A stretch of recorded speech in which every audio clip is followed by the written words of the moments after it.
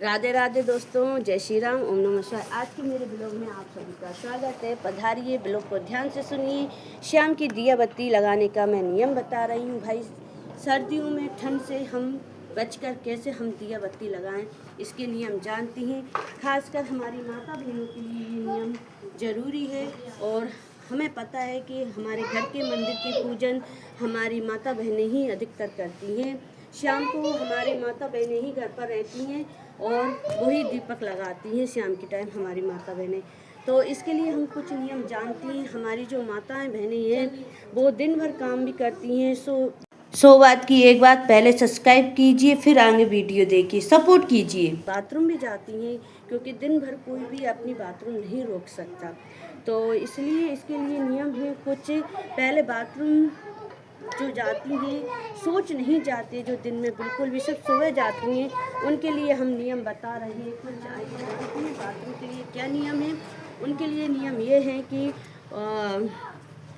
जो हमारी माताएं हैं, जो बुजुर्ग माताएं हैं, वो ठंड से बचने के लिए गर्म पानी का इस्तेमाल कर सकती हैं। गर्म पानी जब भी बाथरूम जाएं या जाए तो अपने हाथ गर्म पानी से धो लें, अपने पैरों को गर्म पानी से धो लें और कुल्ला 3 बार करें।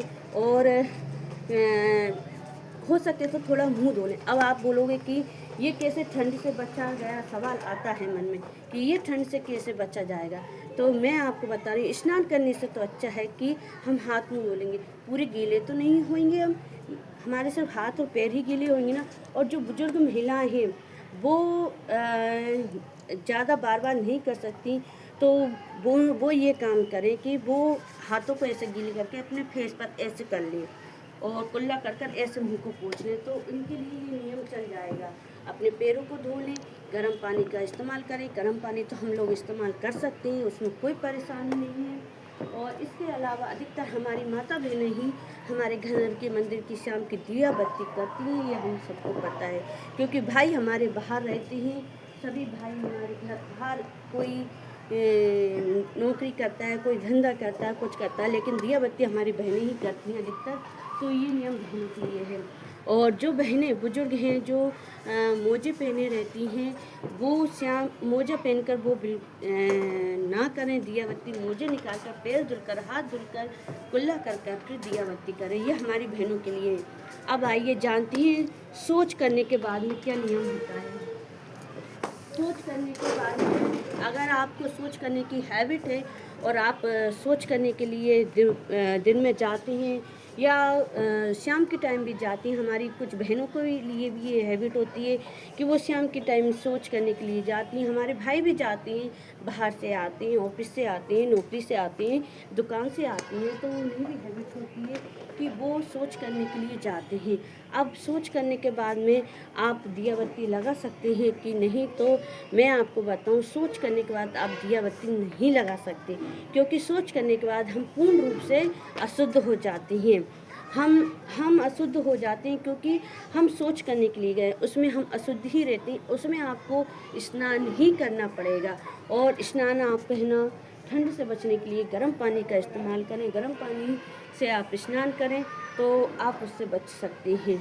और जैसे कि अब ठंडा मौसम है, सभी लोग स्वेटर पहने रहते हैं, मोटे मोटे कपड़े पहने रहते हैं, तो इतने सारे कपड़े कैसे धुलें, और तो ये सारी प्रॉब्लम भी आती है।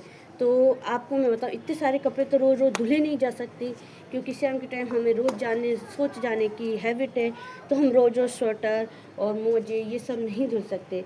तो आप एक उपाय कर सकते हैं, उसके लिए मेरे भाई भी कर सकते हैं, मेरी बहनें भी कर सकती हैं।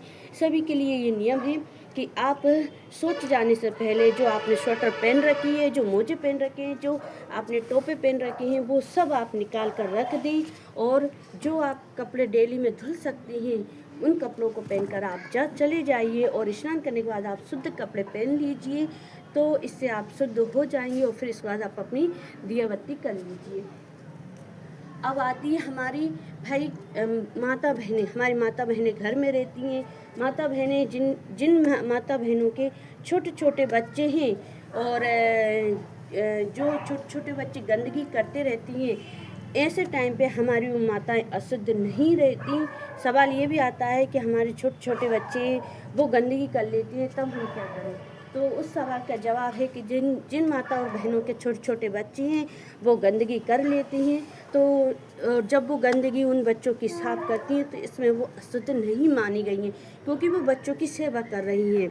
अब सवाल आता है कि हमारे पति बीमार हैं, हमारे पति भी गंदगी कर देते हैं, तो हम उस टाइम पे क्या करें? कुछ माताओं के पति बीमार रहते हैं जो गंदगी कर देती हैं और वो पति की सेवा में लगी हुई हैं, तो उस टाइम पे भी वो बहन हमारी अशुद्ध नहीं मानी गई है। वो आराम से अपने हाथ पैर धुलकर कुल्ला कर कर दियावती कर सकती है।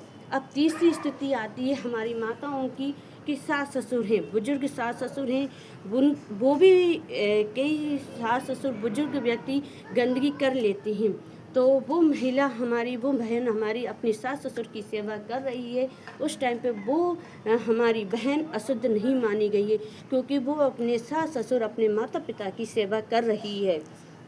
इस टाइम पे वो अशुद्ध बिल्कुल नहीं मानी गई है। इन 3 स्थितियों में हमारे प्रभु ने हमारी माताओं को अशुद्ध नहीं किया है, शुद्ध माना गया है और वो पवित्र मानी गई है। इसलिए इन 3 स्थितियों में माताएं हाथ धुलकर गर्म पानी से, पैरों को धुलकर कुल्ला कर कर दीपक बत्ती कर सकती हैं और गर्म पानी का यूज कीजिए। इस तरीके से आप ठंड से बच सकती हैं। राधे राधे, जय श्री राम।